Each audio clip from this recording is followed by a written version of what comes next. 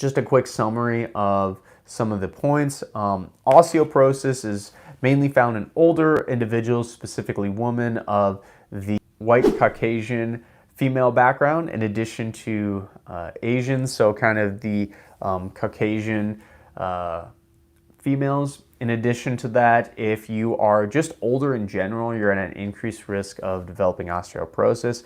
It can be greatly treated and reduced with resistance training and eating very properly. Specifically, we need that weight-bearing activity though. So making sure you're also at an appropriate body weight throughout your entire life. So maintaining that healthy body weight is crucial.